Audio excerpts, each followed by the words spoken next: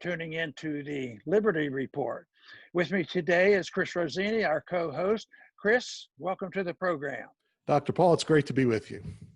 Well, good. I understand our program for today is a little bit different. I'm a little bit more relaxed. What do you have in store?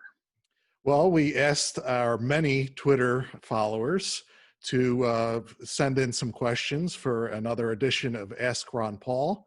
And we had many of them. Unfortunately, we can't highlight all of them, but we chose a few to highlight today. So I'll get started with the first tweet is from N Fuller 721.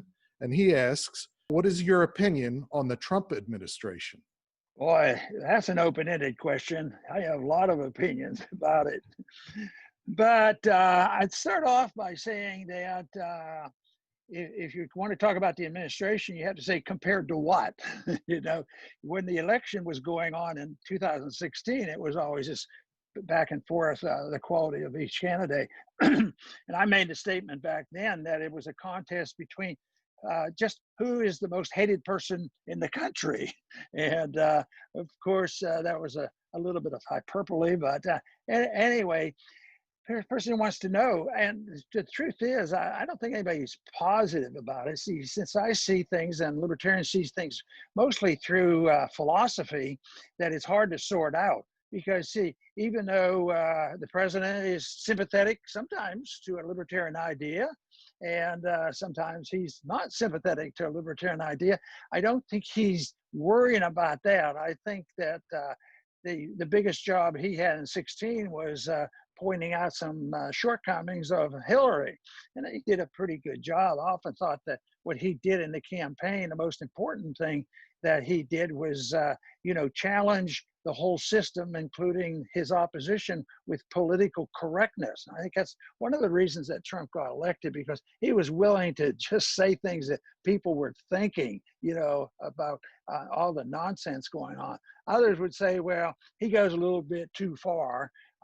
And yet he won the election. Today, I think there's a lot of that going on now, too. The political correctness when it comes to especially how we're supposed to manage the coronavirus and what are you supposed to do with Black Lives Matter and on and on. So those are challenges.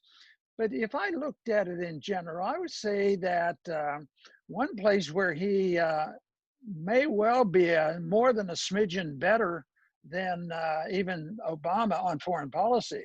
And I say even Obama because most people claim or would like to think that Democrats are better on foreign policy from a libertarian viewpoint, that they're, progressive Democrats that are honest and they argue the case for less interventionism over there. And after having been in Washington, I found out that there's some good Democrats and bad ones, and there's some good Democrats, progressive Democrats, that come down with a more anti-war position. But since Trump's been in, he has said a lot of good things, moving troops around, ending wars here and there. He has not introduced a major conflict. The number of body bags coming back in this country have been greatly reduced. His rhetoric is probably better than his actual policies, because if he was really coming in our direction, he probably would have a different Secretary of State. It seems like a lot of times the neocons get appointed regardless of what Trump says. But I would say that there's a little bit of benefits, but I still don't like the aggressiveness, why we seem to be wanting to stir up trouble in the South China Sea and just look for things to go wrong. But a little bit of credit there. I think he has done very poorly on being a fiscal conservative person. I mean, the money, you say, well, it's probably better than the Democrats. I don't know. I think it's horrible. Of course, there's been more problems, and everybody said, well, what can you do? What else can we do but spend more money?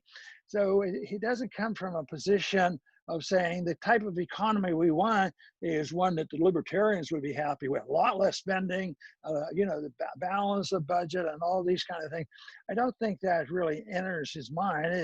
It's a day-to-day operation. How do you deal with the daily emergency going on?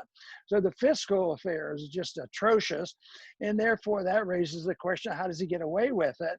Because he did lower taxes. I think taxes were improved, and I supported that. But what happens when all the spending goes and the deficit is exploding due to the multiple problems that we have? It means that he has to be a strong supporter of the Federal Reserve. And people say, how could you say that? He's challenging them all the time. Yeah, but has challenged them all the time to lower the interest rates and print more money faster because of all the needs that we have. So that hasn't been good. And that's because both the Democrats and Republicans endorse a policy of fiscal spending. Spend what you need for both the welfare and the warfare state, and they do it. And there are no controls. They've all been educated with the same people from the same colleges on Keynesian economics. So he hasn't done very well there. But if you went to strictly, is the country going to be better if Trump wins or loses in the fall? I have all these shortcomings and beliefs, but I would say that the immediate reaction with an election of Biden, the country is going to be much, much worse, and markets will get even shakier. But long term, basic policy is what I've been talking about. Doesn't really change. We have the same military policy, fiscal policy, spending, and all these things. So long term, not much is going to change with the election. And over the years, I've always said that there isn't going to be much change election. We don't have two parties. We have one party. They get along too well because they agree on the issues. They basically agree with foreign intervention. They agree on the Federal Reserve. They agree on deficits, and they believe in a managed economy and rigging of interest rates and all these things. So it's sad to report, but the election long-term probably is not going to make a lot of difference. Short-term, the country will probably do better if it's not so much if we have Trump as much as if we don't get Biden, because he's scary, but Hillary was scary, but Republicans can do scary things too. And that's because they lack a principle to follow. And that's why, I think people should pay more attention to what libertarians believe and try to promote a libertarian philosophy rather than an interventionist policy. Okay, our next tweet is from Rad Ramon Jr. And he asks, what got you into politics and why did you become a libertarian? Well, I was born a libertarian. I think everybody is basically born a libertarian, and we beat it out of them. The conventions, you have to conform. You go to government schools, you go to government education programs. But I think basically, a 2-year-old shows libertarianism. They're on their own, and 4-year-olds and teenagers, they're very independent, and they believe that they would like to run their own life. But of course, maturing and growing up means that you have to have guidance, and there's a big difference between no guidance or having guidance by parents and a community and a church or somebody to guide you. So it's a thing that I came around to believe in this. I got introduced really into politics through economics. Even though I was in medical school in different places, I also became fascinated with economic policies, came across this school of thought. It's called the Austrian School of Economics, found it very intriguing and it answered so many questions. Although it's a minor school compared to the others, it's a major school when it comes to ideas and correctness. And that is why most people who watch this program know very much about what Austrian economics is all about and free markets. And I think that's beneficial. But I got involved especially with the monetary policy, and I read a lot about what would happen eventually with the Bretton Woods, which was the pseudo gold standard, that it would collapse. So when it did collapse, as by that time, many libertarians were the only ones who were saying the collapse is coming, it's going to be bad. So I happened to be listening and watching television August 15th of 1971, and Richard Nixon comes on with an emergency announcement. He's closing the gold window, raising taxes. There'll be import taxes, and they'll close the gold window. We're going to get off the gold standard for good, and have tariffs. And I thought, that's horrible, horrible. And the next day I was at a Chamber of Commerce meeting. I was a member there just trying to keep up with what the community was doing. And they strongly supported this. I said, what are you guys doing? This is bad. This has nothing to do with free enterprise. But anyway, they were excited about it. And I thought it was a disaster. And interestingly enough, that next day, the stock markets went up a record level in one day. And it was like 38 points. That was a record back then. And so the business community was all for it and thought it would solve the problem of the inflation that we have and put the wage and price controls on. So, but then, you know, as time went on, it only took 6 months or so later, the wage and price controls were a failure, and people were knowing there was a major problem. The inflation got much worse. And I thought, well, you know, they're not even talking about what I think they ought to talk about. They ought to talk about monetary policy. But, you know, I went outside my house. I waved a flag. I said, I want to talk to you. Come here, talk. Nobody came. Nobody wanted to listen to my stuff. So I decided, and that was in 1974, and that was during the Watergate year, and nobody wanted to run as a Republican. There were only 3 Republicans in all of the Texas delegation. So I said, I'll do it. So they encouraged, yeah, just put anybody we can get on there, and he's foolish enough to do it. So, you know, I went and got on the ballot and did speak out and didn't do much, but there was an unusual thing happened. And the unusual thing was the person I ran against shortly thereafter retired. So there was a special election, and special elections are different. And even though it was a small little turnout, they always assume, well, it's a Republican district. A Democratic district has always been, and we don't know this guy, so what?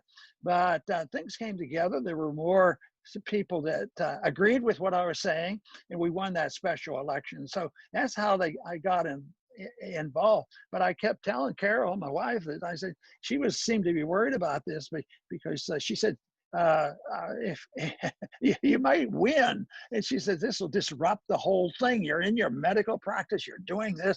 I said, I just want to talk a little bit, because I think they're going in the wrong direction. I think they're going to run up a lot of spending and all this. So anyway, I assured her. I said, don't worry about it, Carol. They're not going to pay any attention. I said, they're not going to vote for somebody who wants to get rid of Santa Claus. And she says they're going to vote because they're sick and tired of hearing the nonsense, and they'll know you're giving them a straight scoop. She actually turned out to be right, and I was shocked, and ended up winning that election, and been involved since in different ways. I've been in and out of Congress, but I still had the basic thought that the principles are important. The principles of liberty are important. Libertarians knew that. They actually had a principle, and they call it the non-aggression principle. And that is the reason that, I kept talking. I figured, well, then I got elected, and I thought, well, what I can do is, nobody's going to pay any attention now, but what I need to do is set a standard on how you should vote if you'd happen to fall upon that document called the Constitution. And of course, it was a lonely thing. Some days, I just voted all by myself. I'm thinking so I'd set up a record. But that all changed in 08 and 12 when a few people talked me into running as a Republican. And that to me was a shocker on how well we did and how many people had come around to looking at government the way I and my friends and the libertarians had looked at it. And even people who didn't even know much about libertarian, conservative, constitutionalist, limited government people, which included many progressive Democrats too, because of good progressive Democrats will protect civil liberties, and they will have a much closer viewpoint about non-interventionist foreign policy. So I found this a surprise, and stayed there a while, maybe too long or so. But this is still my interest. This is why I do programs like this. This is why I have the Liberty Report, trying to reach people. And in this day and age, they need information and try to understand, not only understanding what the mess is out there, is what should a libertarian do with a free market, libertarian principles do to try to solve these problems. And that's not complex either, because all we have to do is quit doing what we're doing because the government's creating all this mess. So if people understand that, the solutions aren't that difficult. So I got into the basic answer is I got involved because of economic policy, but it eventually changed into realizing that the issue of liberty is the issue, and that incorporates sound money and balanced budget. But the real issue is liberty, and that is self-reliance and responsibility, and of course, occasionally paying attention to the Constitution, but I didn't get too much help on that.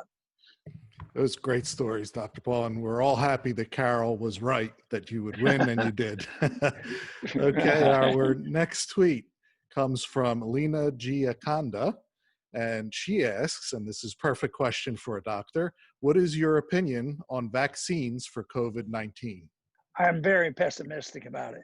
I don't think they're going to find one. Boy, that shakes up the troops, because a lot of money has been invested, a lot of our money, taxpayers' money, because probably 10 or 15 people are working on it, they're racing on it, and how they're going to fool somebody. Oh, this is safe and this is effective, and you're never going to see another case of coronavirus. But this was tried, you know, on other viruses, and they never got a vaccine. The family of viruses, the coronavirus, you don't have vaccines for this. So you don't even have a good vaccine for cold, and that's the reason, is it's very difficult. So no, they're going to spend a lot of money, and the thing why it's threatening is it's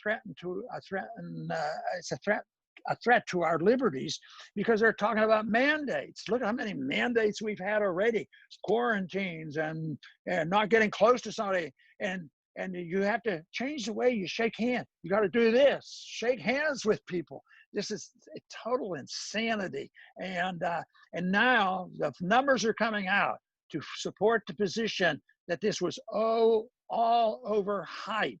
And it was deliberately overhyped in order to get the Faucis and the Bill Gates of the world to march in with their authoritarianism. And they're looking for mandates. They're mandating where you can eat and how many people can, except for the politicians. They get special treatment. They get around this. But they don't hesitate to use mandates. And I'll tell you what, when this vaccine comes out, there's a lot of people foolishly lining up, just give me the vaccine. And one motivation is because they have been conditioned, and this is a logical fear, is that, well, if I don't do it, they're not going to let me go to get a job, and I can't do this, and I can't do that. And then they're talking about, with the vaccine, you're going to get a digital passport. You won't be able to go or do anything. So there's a great deal of danger. The mandates are just horrible. Mandates are sort of something libertarians don't like. The only mandate that we would think about is don't hurt people, don't steal from people, don't kill people. And yet the mandates now for this mask use, so much of it is intimidation. It's this political correctness, and the Congress doesn't pass these laws and the president signs it. No, it's executive orders, not just by the executive branch, but by the governors and the mayors and everybody else who just love this stuff. So mandates are anathema to a libertarian, and that is what's coming. And I think even if you took all that money they're wasting right now and did look for one, just from my experience, and I wouldn't be the last word on this, but my opinion from looking at this, they're not going to get one. And that the force is going to be worse than the problem. And right now, our program, the Liberty Report, especially with Daniel's help, we go show the statistics, how things are better, and how they fudge the figures, the data is lying. And yet it's scaring people a whole lot, and it's justifying the spending. And you would say, well, how can they be so dumb? And I used to ask that question, and I decided, yes, there are some. There are some that are dumb and they just go along with this, but there are some who think they can benefit the type of philosophy they believe in by having chaos. So sometimes some of these people who are promoting all this nonsense, go after their so-called friends because it'll cause conflict. And that's what we're having in the streets. And that's why, it's so bad. If there was a vaccine that could, be, helpful and saving, we should use it. I remembered in the 50s, I was in high school and college when, polio was still a detriment. But I think I took the polio vaccine, and some people would argue, well, there's a little natural immunity even with that. But something like that, some people are totally against every single vaccine. I'm not like that, but I'm against the cocktails. I've seen some babies I've delivered eventually have a lot of problems because they had cocktails given to them, and they still get them. So that's why I'm sort of anxious to continue my association with Robert Kennedy, because he's so good on the vaccinations and also the natural immunity, and that's what we should be dealing with. But so I'm a pessimist on the vaccine, on the coronavirus vaccine, and I'm very pessimistic on the fact that this is going to be used to the detriment of a lot of people. The 1976 vaccine was rushed through for political purposes. More people died from the vaccine than they did from the virus. They had no deaths from the virus. People died from the vaccine. So I think this rushing through, the virologists that I respect say, it really takes 2 or 3 years to really know what is safe and effective. But the sad part is people are really ready to line up right now. The only advice I would give, if anybody asked me, go cautiously, check it out first, and take a look at the statistics, and you can find them on our webpage pretty well. Take a look at them. It's not like we're all going to die from coronavirus in 6 months, and that most people, it's less than 1% of people that die from coronavirus after they get it, and kids under 25 or so essentially never get it. So people need more information. Don't wait for the vaccine. And if they have it, wait a little longer. That's great advice, Dr. Paul. We'll finish up now with a topic that may surprise some people, because when you think Ron Paul, you think Texas. But Ron Paul did not start out in Texas. So we'll go to our last tweet from Paul Tells All. And he asks, you have fond memories of living in Pittsburgh? Yes and no. I could find some things that weren't all that perfect in Pittsburgh, and I can find many things that I was very happy with and fond with. Fonda, Carol and I both are from Pittsburgh. We went to high school together, and I would have to maybe put that in the fond side of any events. But the one that I would say was, overall, I didn't realize that was going on, but Pittsburgh was a filthy city. It was the steel city. And I was raised in the Depression and World War II, and we pumped out a lot of steel, very effective at that. But they pumped out a lot of smoke, I'll tell you. And there were times when I lived about 5 miles from downtown Pittsburgh, but there were times when you might not see, if you were downtown, you might not see the sun till noontime because of the black cloud. So that was very detrimental. The one positive side of this was, Pittsburgh got cleaned up. Part of it was the steel business was diminishing, but that wasn't the reason it really got cleaned up. They finally changed rules locally to be more libertarian.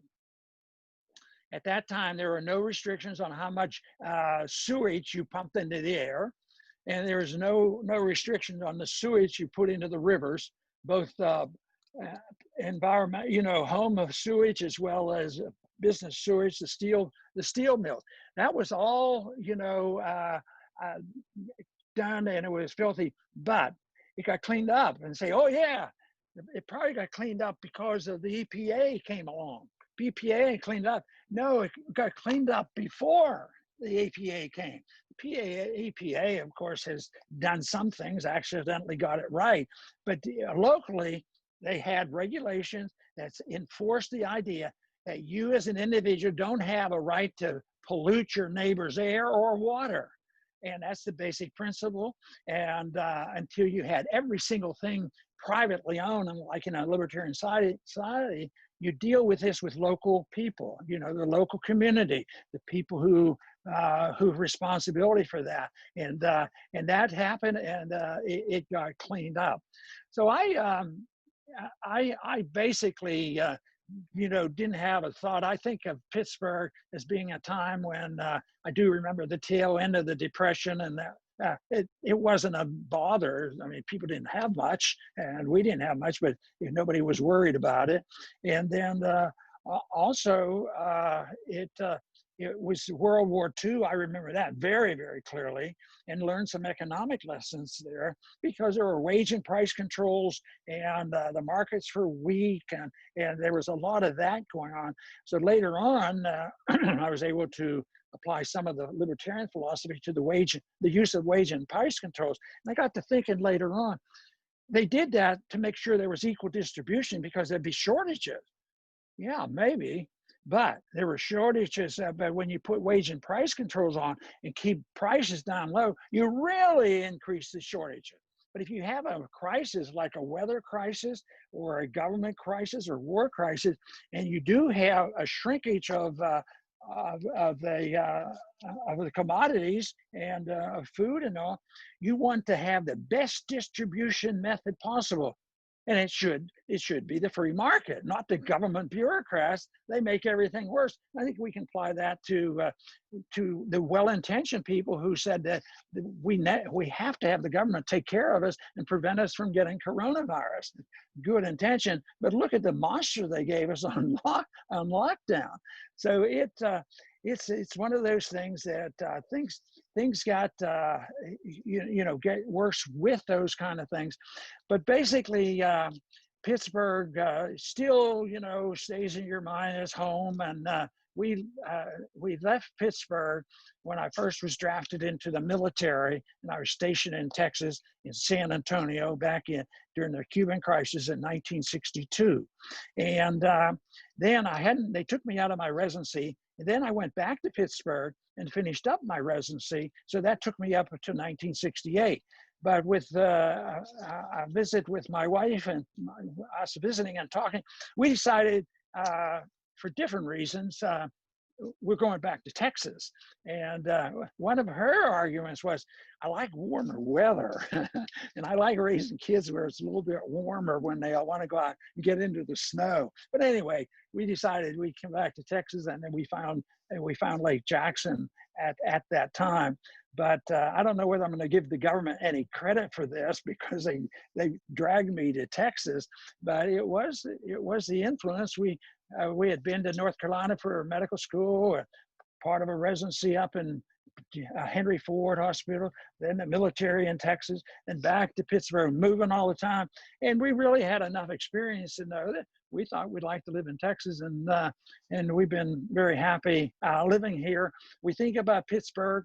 We used to go back regularly. My parents and Carol's parents no longer are living, but we still go back and stay in communication with some people from Pittsburgh, and we still think of it as a special place, especially since it's a lot cleaner now than it was when I was a kid. And I want to thank our viewing audience today for tuning into this different type of program. Please come back soon to the Liberty Report.